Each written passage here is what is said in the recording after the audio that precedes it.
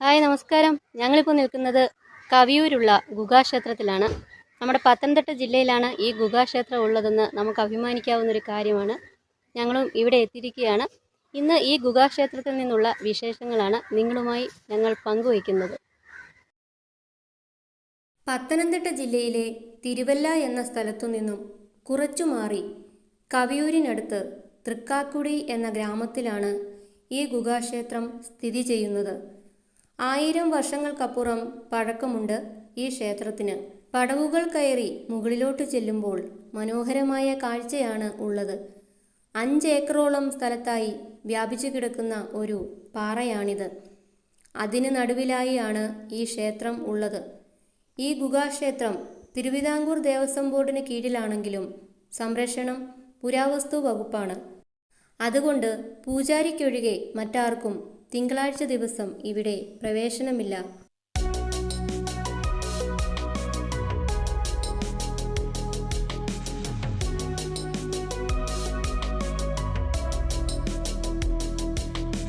നമ്മൾ നേരെ അകത്തോട്ട് ചെല്ലുമ്പോൾ ദാ കണ്ടില്ലേ, ഒരു വലിയ പാറ. അതിസാഹസികമായി വെട്ടിയെടുത്ത് നിർമ്മിച്ചിരിക്കുന്ന ഒരു ഗുഹയാണിത്. പഞ്ചപാണ്ഡവർ വനവാസകാലത്ത് ഈ സ്ഥലത്ത് ഒളിവിൽ താമസിച്ചു എന്നും അന്ന് ഭീമൻ നിർമ്മിച്ചതാണ് ഈ ഗുഹാക്ഷേത്രം എന്നാണ് ഐതിഹ്യം.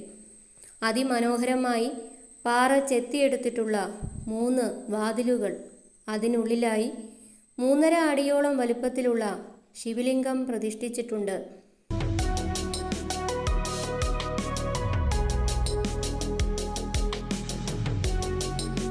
സമീപത്തായി ദ്വാരപാലകന്മാരും സൈഡിൽ ഗണപതിയും ഉണ്ട്.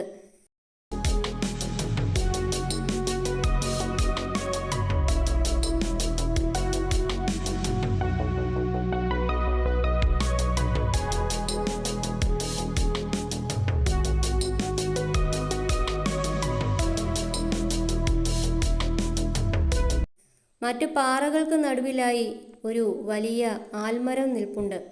അതിന് സമീപത്തായി ഒരു കുളവും കാണാം.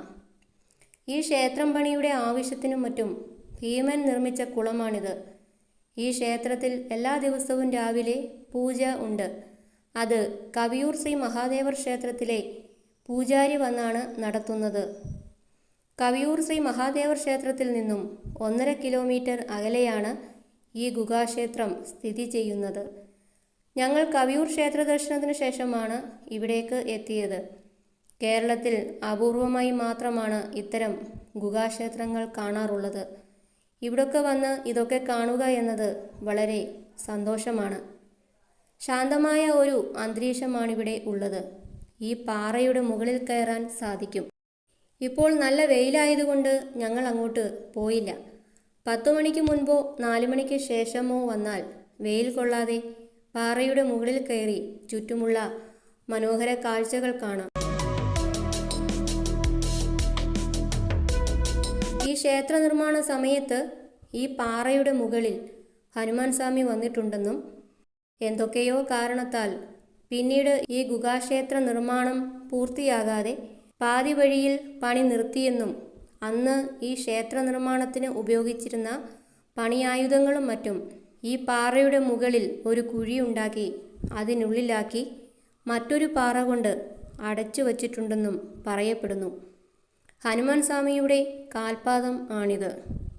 ഈ ഗുഹയിൽ നിന്നും കവിയൂർ ശ്രീ മഹാദേവർ ക്ഷേത്രത്തിലേക്ക് തുരങ്കം ഉണ്ടായിരുന്നെന്നും പറയപ്പെടുന്നു.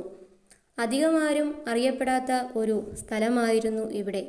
ഇപ്പോൾ അനവധി ആൾക്കാർ ദിനംപ്രതി ഇവിടേക്ക് എത്തുന്നുണ്ട്.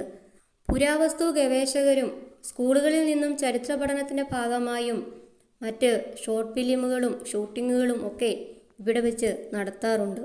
ഇതൊക്കെയാണ് തൃക്കാക്കുടി ഗുഹാക്ഷേത്രത്തിൻ്റെ വിശേഷങ്ങൾ. അടുത്ത വീഡിയോയുമായി നമുക്ക് വീണ്ടും കാണാം. നമസ്കാരം.